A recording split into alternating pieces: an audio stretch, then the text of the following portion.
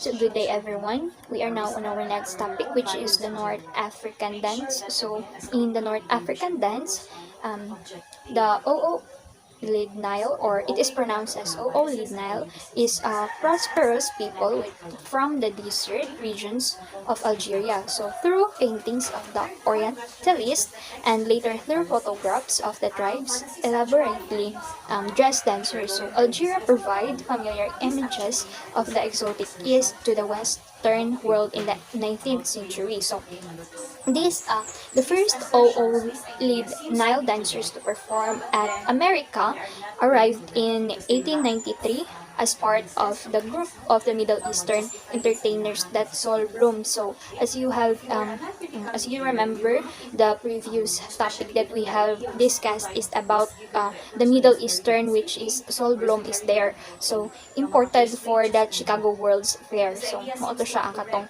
Chicago World's Fair nga create ni Sol Bloom sa during Middle Eastern.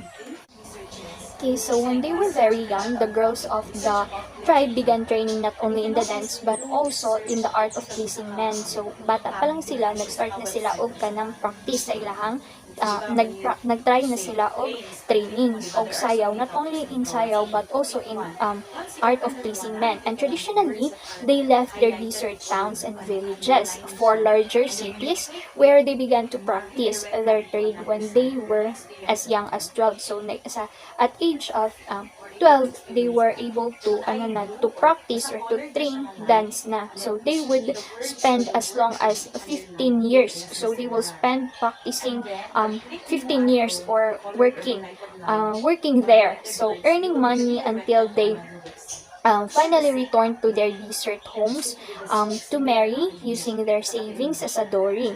So, nihawa sila silahang villages to para mag-work so that pagbalik nila is they would also earn money so that and also they could marry and using their savings as a dowry. So, how will they marry generally dependent upon how much money they had been able to give, how much money they have been able to save would be nakadepende ang ilahang how they will marry. So and they will become good wives and a good mothers. So dancers who perform publicly have historically been looked upon with suspicion and disapproval in the middle class and generally been assumed to be disreputable.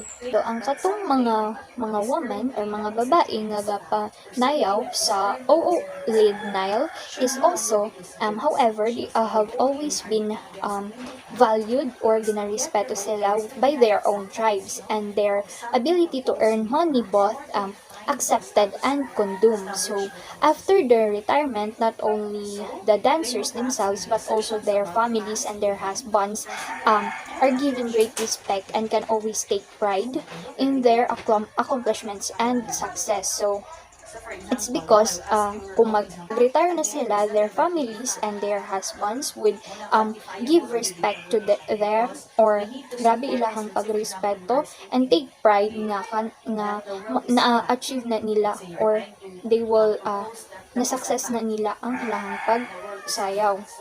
So even at the time when almost of the women in North Africa were veiled, the dances of the Oo Lead Nile were not. So they wore heavy black eye makeup and practiced facial tattooing. Their oiled black hair was worn in loop-up braids and then covered with decorated veils. So they dressed in long false skirts and shawls with very elaborate headdresses and wore a tremendous amount of jewelry which is made from real silver and gold. So una ang ilahang mga suot or costumes nila na including bracelets, earrings, and necklaces. So one of the most interesting types of jewelry worn by the girls was a large bracelet with a long sharp tags and spikes that protected from unwanted attention from men. So, they will use that bracelet so that maprotektahan nila ilahang kaugalingon with kanang naay mga unwanted intentions sa mga lalaki. And sadly, this protection was sometimes insufficient. So because many of the girls were attacked and even murdered by would-be suitors and their hard earned wealth stolen from them.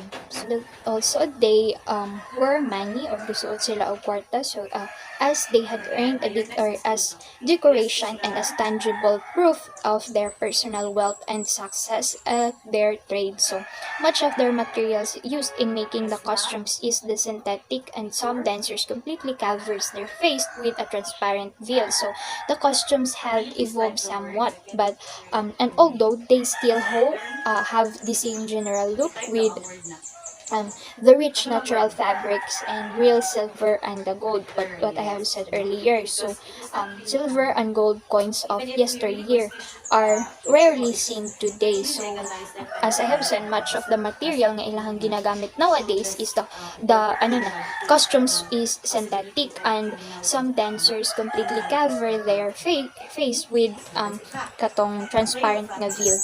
So the girl in the Oulid Nile tribe of Algeria, which katong first nga ni arrived in 1893 Chicago World's Columbian Exposition, showcased the first Oulid Nile dancers to perform in America. From an early age, girls of the Oulid Nile are trained in the art of dance and are actually valued by their tribe as a breadwinners. So katong gapanayon sa Oulid Nile, which is they trained as in the art of dance, and they are also valued sila nga respeto sila as they are the breadwinners of their tribe. So next, in the Oulid Nile, the dance style is heavy and earthy. So in time past, the dancers would first perform in their traditional costumes, and upon request let her go behind the screen and remove most of their costumes, and then return and continue to dance, wearing only in the headdress and their jewelry. So the twisting hip movements common to many North African dances were accompanied by shoulder chemise, short muscular movements of the belly, and snake-like arm movements. So inga na siya kay since the Oolid Nile is heavy dance and earthy dance, so pahinay siya, which is kanang naagid ang mga movement nga kanang snake like arm, kanang swing siya. So it also has strong muscular movements of the belly, kay mo siya belly dancing.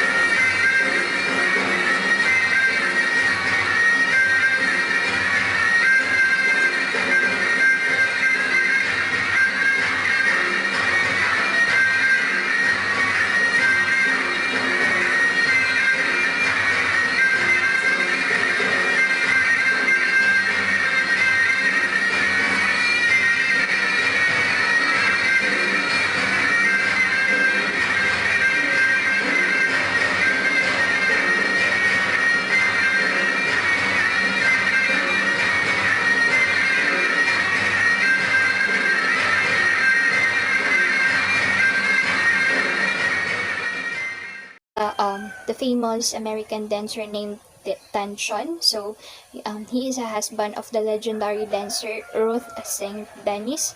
So lead Nile dancers in the early 19th and found them disgusting. So he also demonstrated over parts of the body for which most people have no control at all. So Ted Shine is he is a typically white white tourist, and he was probably offended by their appearance and the body language, and would likely have disapproved of them morally as well. So, however, other witnesses of the time admitted to amazement and even grudging admiration of the mastery. So that's why he has demonstrated over parts of the body for which most people have no control at all. So although there are still some young women who will follow this historical practice and of their tribes, it is not a common as it was. So dili na dili na kayo common sa ila ado gina practice pa sa mga young women. They are still doing pang ana sa ilahang tribe. So the increase in Islamic fundamentalism has no doubt had an effect here as well. Next is the Bosada.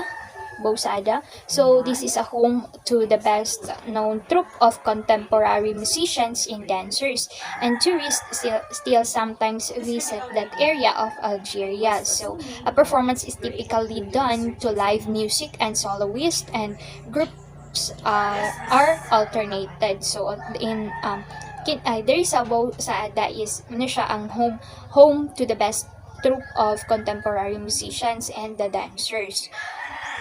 So the men of the tribe also perform and are well known for a dance incorporating their rifles.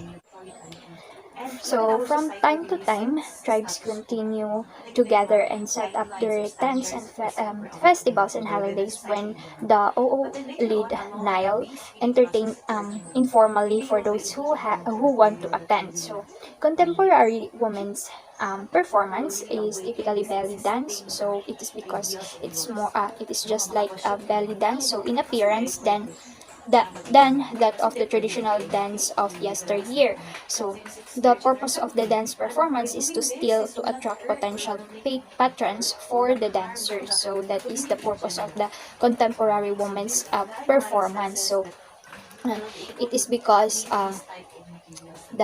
in the past, some towns become famous because of the presence of the O-lead Nile dancers and are notorious for that reason today. So next is the Gawazi. So it is believed that Gypsy tribes moved into the Middle East, probably from the northern India, as early as the 5th century AD, and then it is also those who settled in Egypt came to be known as the Gawazi. So itong mga tao nga na settled in the place of Egypt, so they are known as the Gawazi. So traditionally preferred female babies over male. So the earliest known description of Egyptian dancers were written by Europeans who are traveling in the Middle East as early as the 16th.